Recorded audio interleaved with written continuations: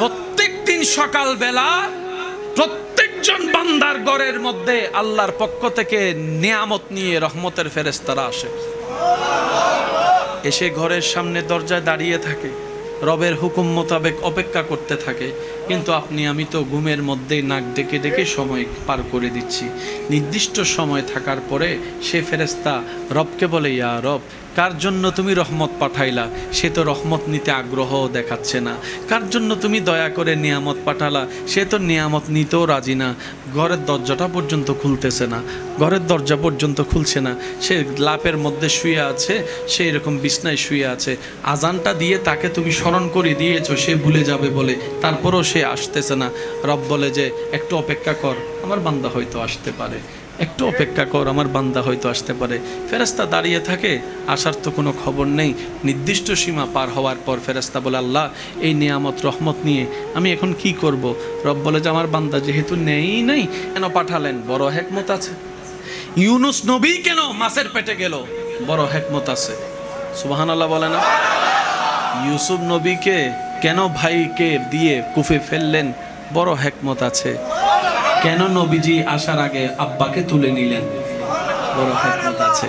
সেজন্য মনে রাখবেন, যখন আপনি আল্লাহর কুদরত হিকমত নিয়ে গবেষণা করতে লাগবেন, তখন আপনি ঝগড়া করার টাইম পাবেন না, অন্যের দোষ খোঁজার টাইম পাবেন না। মানুষের জীবনে হাসরের ময়দানে আমরা বেশিরভাগ মানুষ আটকাই যাব এই জিব্বার কারণে, জিব্বার অপব্যবহারের কারণে। ওয়াইলুল লিকুল্লি হুমাজাতিল লুমাজা, এইভাবে আয়াত আল্লাহ কোনো বিষয়ের ব্যাপারে এইভাবে কঠোরতা বলেন নাই। সেজন্য যার জবান যত হেফাজতে থাকে আল্লাহ পাক তার ভিতরে তত নূর দান করে। আল্লাহ রসুলের হাদিসকে যদি এখানে একটু সমন্বয় করি, রসুল বলেছেন দুইটা জায়গার জিম্মাদারি, আমানতের হেফাজত তুমি আমাকে দাও, জান্নাতের গ্যারান্টি আমি মুস্তাফা তোমাকে দান করবো। লজ্জাস্থানের হেফাজতের গ্যারান্টি তুমি আমাকে দাও, আরেকটা হচ্ছে তোমার জিব্বার গ্যারান্টি তুমি আমাকে দাও।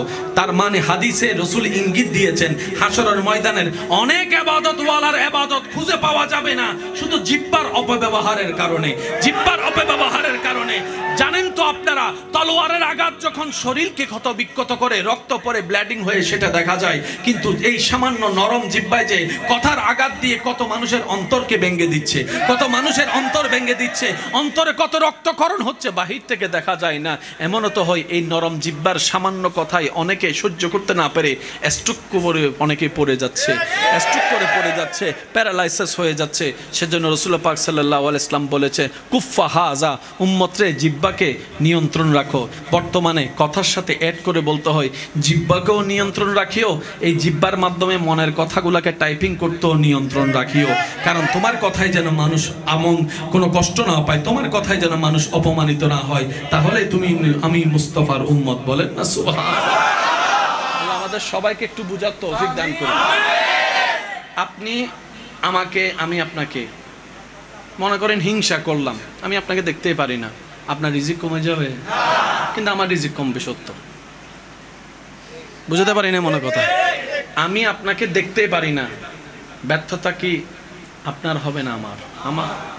আমার নিজের, কারণ আমি আপনাকে দেখতে পারি না। এবার আমি আপনার হিংসা করলাম, লস আমার। আমি অহংকার করলাম, লস আমার। আমি আপনার ক্ষতি করার জন্য প্ল্যানিং করলাম, লস আমার। আমি আপনাকে নামানোর জন্য বিভিন্ন কথা রটাইলাম, লস আমার। কেন জানেন? বান্দা যখন কোনো বান্দাকে নামাতে চায়, ওই বান্দা যদি ধৈর্য ধরে রব তাকে সাহায্য করে উঠাই দেয়। সেজন্য আমি প্রায় সময় একটা কথা বলি, কেউ যদি আপনাকে নামাতে চায় মনে করবেন আপনার উঠার টাইম শুরু হয়েছে। সুবহানাল্লাহ বলে না? আপনাকে যদি কেউ নামাতে চায়, যখনই দেখবেন যেই হোক, আপনি বলবেন যে আল্লাহ তোমার দরবারে শুকরিয়া, এবার শুধু তোমার কাছে সাহায্য চাই, আমি যেন ধৈর্য ধরে তোমার প্রিয় হতে পারি।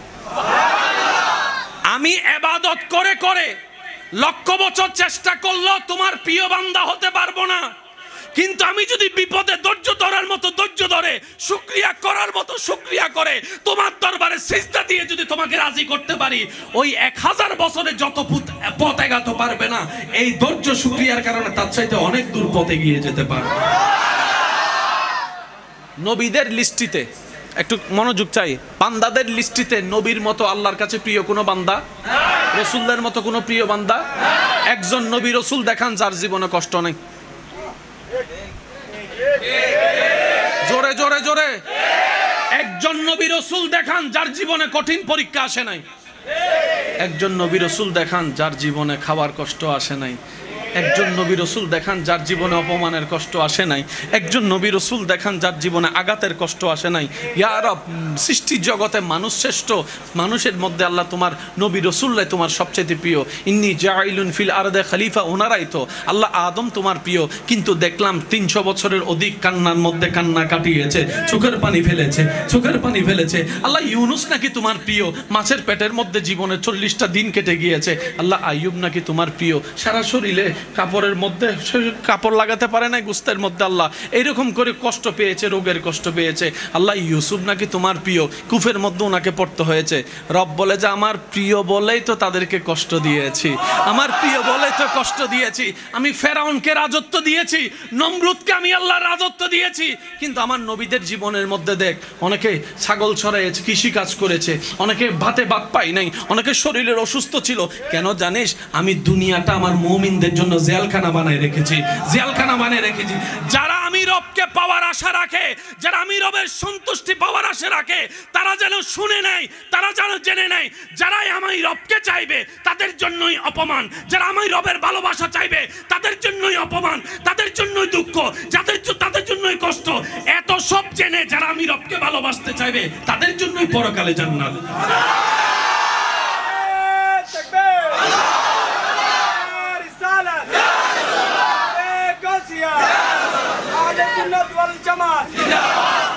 কষ্ট হচ্ছে ভাই আপনাদের? বিরক্ত করে ফেলছি না? যদি কেউ আপনার নামে বদনাম করে, এতদিন কি করছেন সাহস, তাইলে গাছতলা তাই বলেন না রে ভাই, ফাইলে হোনা তাই ফিসে কি হতা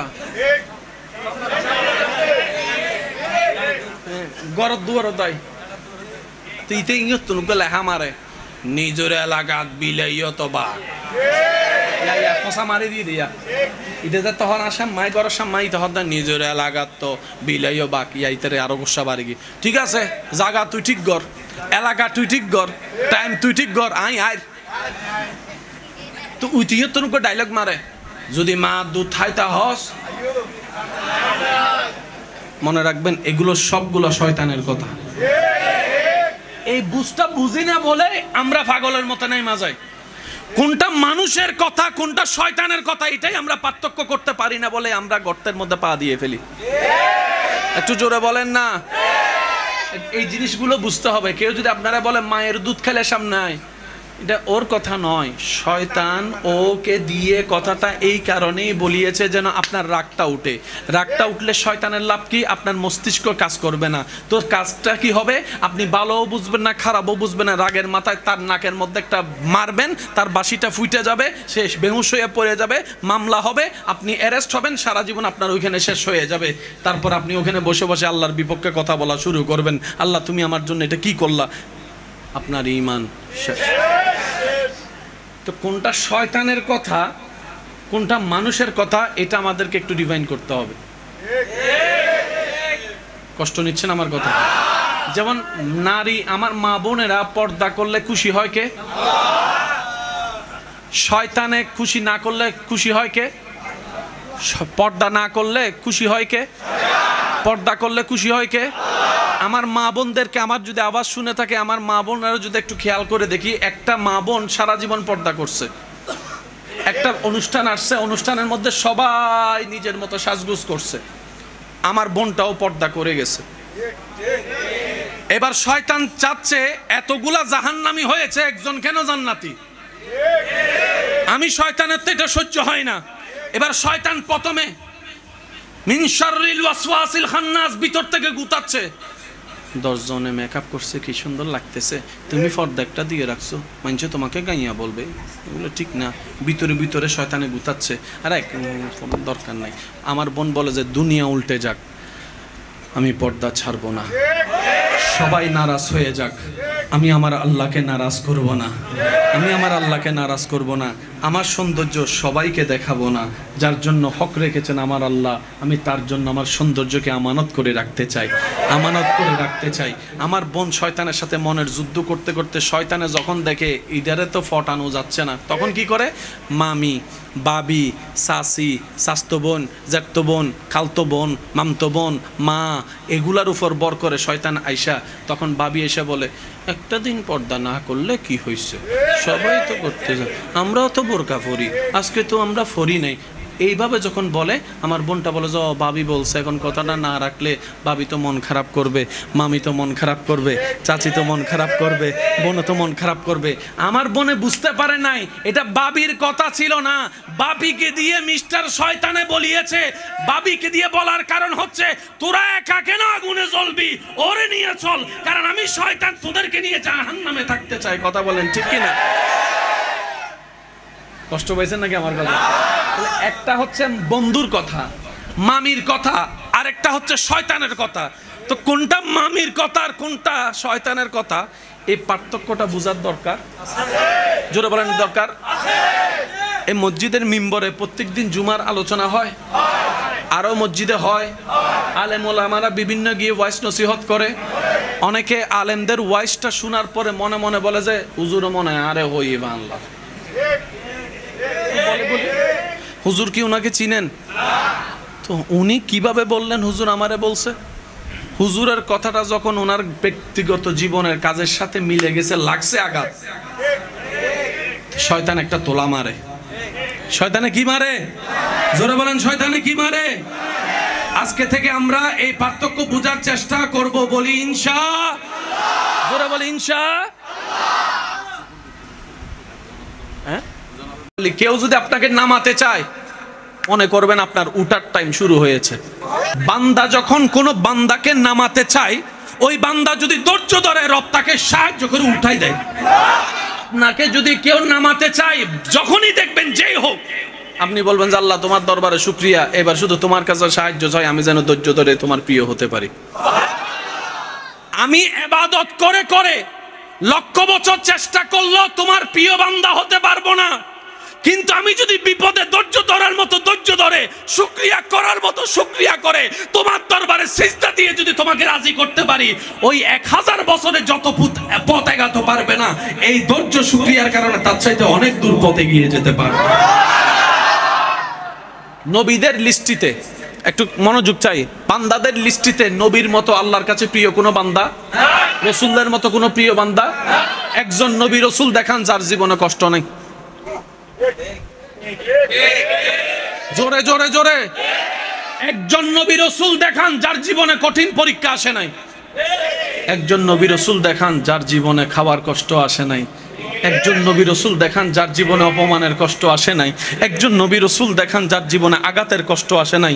ইয়া রব, সৃষ্টি জগতে মানুষ শ্রেষ্ঠ, মানুষের মধ্যে আল্লাহ তোমার নবী রাসূললাই তোমার সবচেয়ে প্রিয়। ইন্নী জাইলুন ফিল আরদে খলিফা, ওনারাই তো আল্লাহ। আদম তোমার প্রিয়, কিন্তু দেখলাম 300 বছরের অধিক কান্নার মধ্যে কান্না কাটিয়েছে, চোখের পানি ফেলেছে, চোখের পানি ফেলেছে। আল্লাহ ইউনুস নাকি তোমার প্রিয়, মাছের পেটের মধ্যে জীবনে 40টা দিন কেটে গিয়েছে। আল্লাহ আইয়ুব নাকি তোমার প্রিয়, সারা শরীরে কাপড়ের মধ্যে কাপড় লাগাতে পারে না, গুস্তের মধ্যে আল্লাহ এইরকম করে কষ্ট পেয়েছে, রোগের কষ্ট পেয়েছে। আল্লাহ ইউসুফ নাকি তোমার প্রিয়, কুফের মধ্যে ওনাকে পড়তে হয়েছে। রব বলে যে আমার প্রিয় বলেই তো তাদেরকে কষ্ট দিয়েছি, আমার প্রিয় বলেই তো কষ্ট দিয়েছি। আমি ফেরাউনকে রাজত্ব দিয়েছি, নমরুদকে আমি আল্লাহ রাজত্ব দিয়েছি, কিন্তু আমার নবীদের জীবনের মধ্যে দেখ, অনেকে ছাগল ছড়াইছে, কৃষি কাজ করেছে, অনেকে ভাতে ভাত পাই নাই, অনেকে শরীরের অসুস্থ ছিল। কেন জানিস? আমি দুনিয়াটা আমার মুমিনদের জন্য জেলখানা বানায় রেখেছি, জেলখানা বানিয়ে রেখেছি।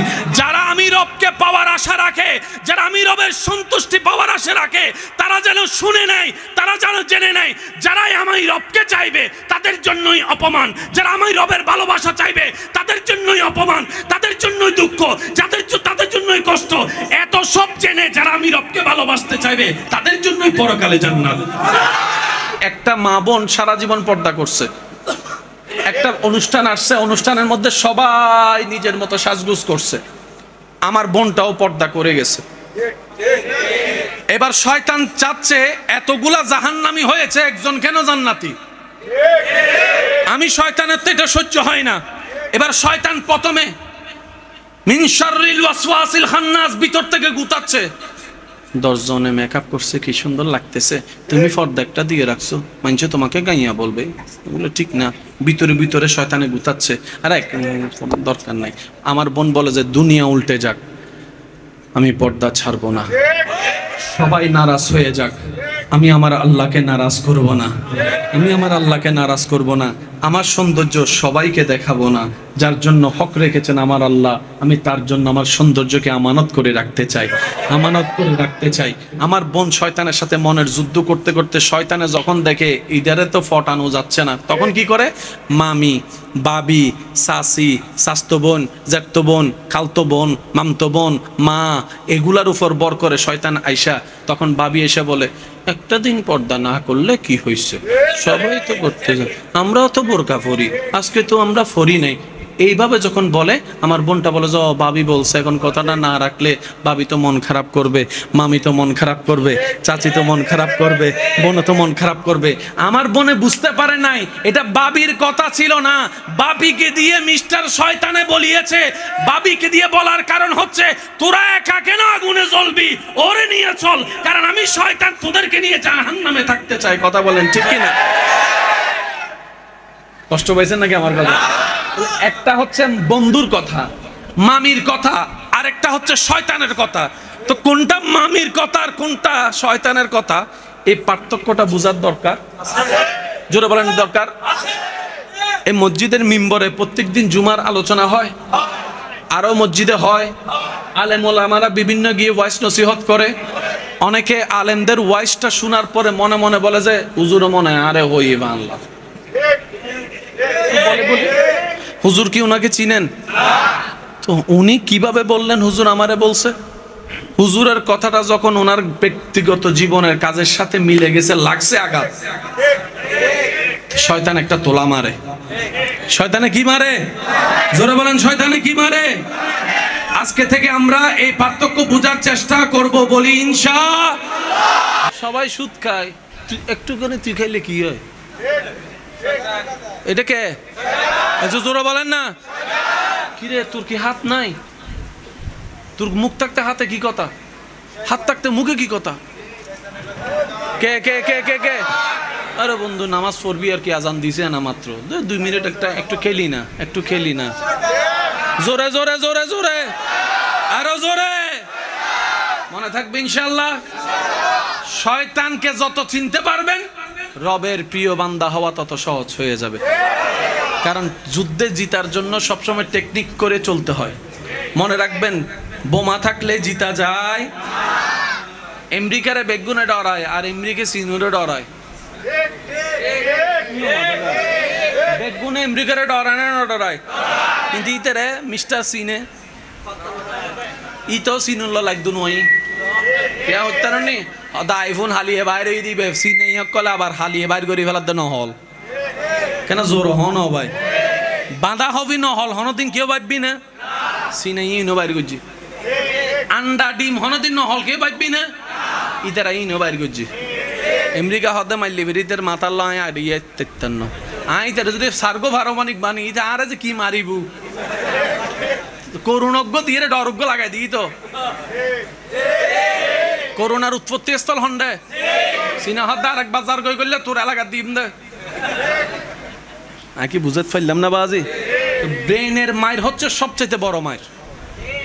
আল্লাহ পাক আমাদের সবাইকে শয়তানের কৌশল বুঝার তৌফিক দান করুন। সেজন্য কোরআনে কত চমৎকার ওয়াকুনু মা'আস সাদিকিন, রব্বুল আলামিন যেখানেই বলেছেন সেখানে ইয়া আইয়ুহাল্লাযিনা আমানু আগে বলেছেন। হে নামাজি নামাজ পড়ো, আমার বন্ধুর সাথে বন্ধুত্ব রাখো। হে রোজাদার রোজা রাখো, আমার বন্ধুর সাথে বন্ধুত্ব রাখো। আল্লাহ মামালা তো বুঝলাম না, রব বলে যে একটা হচ্ছে অর্জন করা আর একটা হচ্ছে ধরে রাখা, একটা হচ্ছে অর্জন করা আর একটা হচ্ছে ধরে রাখা। তুমি ফজরের নামাজটা পড়ে তো অর্জন করেছো, শয়তান তো সেটা অন্যভাবে তোমার থেকে চুরি করে ফেলতে পারে। সেজন্য শয়তানের ফান থেকে বাঁচার জন্য আমার সেই বন্ধুদের সাথে বন্ধুত্ব করো যারা শয়তানকে হারিয়ে আমি রবের সাথে বন্ধুত্ব করে নিয়েছে। আর একটু জোরে বলেন। মিস্টার শয়তানে একটা কথা বলে অনেক নামাজিকে নামাজ সারা করাইয়া হাসিতে আনন্দ উত্তাসিত পাগল করে ফেলছে। কিন্তু আব্দুল কাদের জিলানীকে, একটু জোরে বলেন, আব্দুল কাদের জিলানীকে এমন কথা বলছে সবাই খুশি। পীরানে পীর দাস্তাগীর বলা আস্তাগফিরুল্লাহ রাব্বি মিন কুল্লি যামবি ওয়া আতুবু ইলাইহি। আপনি আমারে চিনলেন কেমনে? আমি তোরে চিনি নাই, আমি আল্লাহকে চিনতে নেমেছি, তোরও চিনে ফেলছি। কারণ আমি যখন আমার মালিককে খুশি করতে নামছি, মালিকের দুশমন কে কে, তার অভ্যাস কি, সবকিছু এখন আমার জানা মুখস্থ হয়ে গেছে। কথা বলেন ঠিক কি না? তো সেজন্য নামাজ অর্জন করা এক জিনিস, নামাজ হেফাজত করা আরেক জিনিস। বেশিরভাগ মানুষ আমরা ইবাদত অর্জন করি, কিন্তু আমরা সেভ করে রাখতে, একটু জোরে বলেন, সেভ করে রাখতে। ঘর বানাইলাম, যদি আমরা সেভ করে রাখতে না জানি, মালিকানা তো অন্য কাছে। এবার আমি আপনাদেরকে একটা কথা বলি, জান্নাতে যাওয়ার ইচ্ছা আছে সবার? একদম নর্মাল যে কথাটা, সেই অঙ্কটা একটু বোঝার চেষ্টা করব। জান্নাতে যাওয়ার ইচ্ছা আছে সবার? জান্নাতে যেতে গেলে ঈমানের পরপর আমাদের নেক আমল বেশি দরকার আছে না নাই? নেক আমল করতে গেলে নামাজ, রোজা, হজ, যাকাত, সালাম, জিকির, আজকার সব কিছু দরকার আছে না নাই? যদি সওয়াব বেশি হয় জান্নাত, গুনাহ বেশি হয়, একটু সবাই বলি না, সওয়াব বেশি হয়, গুনাহ বেশি হয়, এই কথা নিয়ে কারো কোনো দ্বিমত? কারো কোনো দ্বিমত? এবার আপনি জান্নাতে যাওয়ার জন্য সারাটা জীবন পরিশ্রম করে 50,000 ওয়াক্ত নামাজ যোগ করেছেন, এটা আপনার জানা। কিন্তু কত মানুষের গীবত করে যে আপনি কত 50,000 নামাজ যে কতজনকে দিয়ে দিয়েছেন, জোরে বলি না। কারণ রসুলের হাদিস মোতাবেক কেউ যদি আপনার নামে গীবত করে, তার গুনাহ আপনার, তার সওয়াব আপনার কাছে চলে আসবে, আপনার গুনাহ তার কাছে চলে যাবে। আপনি যদি আমার গীবত করেন, আমি যদি আপনার গীবত করি, তাহলে কি হবে? আমি যখন আপনার নামে গীবত করব, আমার সওয়াবগুলো আপনার কাছে চলে যাচ্ছে, আপনার গুনাহগুলো আমার কাছে চলে যাচ্ছে। এবার সওয়াব তো আমি নামাজ কামিয়েছি তো জান্নাতে যাওয়ার জন্য, কিন্তু আপনার গীবত করে করে আমি যে কখন সওয়াব আপনারে দিয়ে দিয়েছি, আমার কোনো খবর, আমার কোনো খবর। হাসরের ময়দানে যাওয়ার পরে যখন আমার আমলনামা আসবে, আমি তো জানি 50,000 ওয়াক্ত নামাজ আছে আমার, কিন্তু ওখানে যাইয়া দেখলাম যে ভালো করে 5 ওয়াক্তও নাই। কি রে, এতগুলো নামাজ গেল কই? অন্যান্য নামে বদনাম করছস তো, সব ওখানে চলে গেছে। এবার বলেন, আমরা কি লাভে আছি না লসে আছি? আমি আমারটা বলছি, এবার আপনারটা আপনি বলেন, আমরা কি লাভে আছি না লসে আছি? তো যে লসে থাকে সে তো চালাক বন্দা হতে পারে না, যে লসে থাকে সে চালাক বুদ্ধিমান হতে পারে না। সেজন্য রাসূল পাক সাল্লাল্লাহু আলাইহি ওয়াসাল্লাম সাহাবাদেরকে এমনভাবে গঠন করেছেন, বাহিরের সাইডটাও গঠন করেছেন, ভিতরের সাইডটাও গঠন করে দিয়েছেন। সুবহানাল্লাহ, শুনিনি? সাহাবায়ে কেরামের জীবনীকে যদি আপনি একটু গবেষণা করে দেখেন, আল্লাহ রাসূল আগে প্রথমে ওনাদের ভিতরের সেক্টরের কাজ করছে। সাহাবায়ে কেরামের ভিতরের সেক্টরটাকে আগে সাজাইছেন, তারপরে রাসূল পাক সাল্লাল্লাহু আলাইহি ওয়াসাল্লাম বাহিরের সেক্টরের দায়িত্বগুলো দিয়েছেন। যেমন রাসূল পাক সাল্লাল্লাহু আলাইহি ওয়াসাল্লাম এক সময় কবর জিয়ারতের নিষেধ করেছেন, আবার সেই নবী রাহমাতুল লিল আলামিন নিজেই সরাসরি কবর জিয়ারত করে দেখিয়ে দিয়েছেন। পার্থক্যটা কি? মনে রাখবেন, উসওয়াতুন হাসানা ওয়ালা নবী রাহমাতুল লিল আলামিন, যার 24 ঘন্টার প্রত্যেকটা সেকেন্ড ছিল ইন্নাকা বিআয়ুনিনা, ওই আয়াতের আমলে আল্লাহর কুদরতি চোখের সামনে, নজরের সামনে। সুবহানাল্লাহ। ওমা ইয়ানতিকু আনিল হাওয়া ইন হুয়া ইল্লা ওয়াহয়ুন ইউহা, নবীর বসাটা আল্লাহর হুকুম, নবীর চলাটা আল্লাহর হুকুম, নবীর শোয়াটা আল্লাহর হুকুম। সুবহানাল্লাহ। নবীজির বলা আল্লাহর হুকুম, নবীজির হাসা আল্লাহর হুকুম, নবীজির চুপ করে থাকা আল্লাহর হুকুম, নবীজির মক্কায় থাকা আল্লাহর হুকুম, তায়েফে যাওয়া আল্লাহর হুকুম, মদিনায় হিজরত করা আল্লাহর হুকুম, দুনিয়াতে আসাও আল্লাহর হুকুম, দুনিয়া থেকে যাও আল্লাহর হুকুম। প্রত্যেকটা সেকেন্ড রবের হুকুমে হয়েছে। আর আমার রবের হুকুম যেখানে, সেখানেই কল্যাণ আর কল্যাণ, নিয়ামত আর নিয়ামত। বলেন না সুবহানাল্লাহ। আর একটু জোরে বলি সুবহানাল্লাহ। আল্লাহ যেন আমাদেরকে ইসলাম বুঝার তৌফিক দান করে। ইসলাম জানার জন্য মনে রাখবেন, বিজ্ঞান, বাংলা, অঙ্ক, ইংরেজি পড়ার জন্য এই চোখের দরকার, কোরআন হাদিস পড়ার জন্য, বুঝার জন্য এই চোখের দরকার,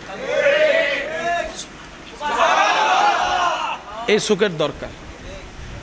বাংলা, অঙ্ক, ইংরেজি বুঝার জন্য ব্রেইনের দরকার, সুন্দর ব্রেইন। কোরআন হাদিস ইসলাম বুঝার জন্য সুন্দর মনের দরকার। আর একটু জোরে বলি না, যার মন যত সুন্দর তার চিন্তা তত সুন্দর। চিৎকার দিয়ে বলেন সুবহানাল্লাহ। ইসলাম বুঝলে জীবন কঠিন হবে না সহজ হবে? আচ্ছা, আমার ভাইয়া ফজরের নামাজের প্রতি একটু ইঙ্গিতের কথা বলেছেন, আমি সেই দিকটাতে একটু যেতে চাচ্ছি। 5 ওয়াক্ত নামাজের মধ্যে সবচাইতে আফজল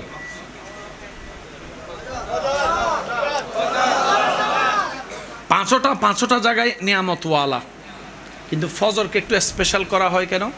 এটার সাথে শারীরিক মানসিক দৈনিকের প্রত্যেক দিনের কাজের শুরুটা জড়িত। সুবহানাল্লাহ বলি। আচ্ছা, আমি আপনাদেরকে একটা কথা বলবো, যার যেটা মন চায় সেটা উত্তর দিবেন। যার যেটা মন চায়। 24 ঘন্টা বাতাস আছে না নাই? কোন টাইমের বাতাস আপনাদের কাছে বেশি ভালো লাগে? আমি শুনি নাই। বিকালেও কিন্তু বাতাস থাকে, কিন্তু ফজরের বাতাসটা কেমন জানি একটু অন্যরকম। 24টা ঘন্টা আকাশ আছে না নাই? কোন টাইমের আকাশটা বেশি ভালো লাগে? এখনো বাতাস আছে না নাই? নিঃশ্বাস নেওয়া যাচ্ছে কি যাচ্ছে না? কোন টাইমে নিঃশ্বাস নিলে মন শান্তি হয় বলেন? ফজরের নামাজটা পড়ে যখন বের হয়, রাস্তা দিয়ে যায়, হালকা হালকা মিটি মিটি আলো, সূর্য নাই কিন্তু আলো আছে। বিজ্ঞানের ভাইরা একটু খেয়াল করবেন, সূর্য কিন্তু এখনো দেখা যায় নাই, কিন্তু আলো, এটা হচ্ছে সূর্যের ছায়ার আলো যেটাকে বলা হয়। মানে সূর্য আসতেছে, আগাম সংবাদ। না গরম না বেশি শীত, বাতাস পরিষ্কার, মাঝে মধ্যে একটু ঘ্রাণও লাগে। যদি আমি ভুল বলে না থাকি, বাতাসের মধ্যে কেমন যেন একটা অন্যরকম একটা ঘ্রাণ। আর যদি রাস্তাটা হয় গ্রামের মেঠোপথের রাস্তা, দৃশ্যটা যদি হয় গ্রামের সেই ধানের উপরে শিশির জমা, সুবহানাল্লাহ বলি না, দৃশ্যটা যদি হয় যেদিক থেকে সূর্য উঠছে কুয়াশার চাদরে ঢাকা, চোখেরও শান্তি, মনেরও শান্তি। এবার ডাক্তাররা বলে সকালবেলার সেই ভোরবেলার বাতাসটা মানুষের শরীরের জন্য উপকারী, ব্রেনের জন্য উপকারী। বলেন না সুবহানাল্লাহ। শরীরের জন্য উপকার সে সকালের বাতাস, ব্রেনের জন্য উপকার সে সকালের বাতাস। সেজন্য অনেক ভাইরা হয়তো আমার সাথে একমত হবেন, ফজরের পড়াটা, ফজর বেলার যেটা পড়া, সারা দিনের পড়া একরকম, ফজরের পড়া আর একরকম। বলেন না সুবহানাল্লাহ।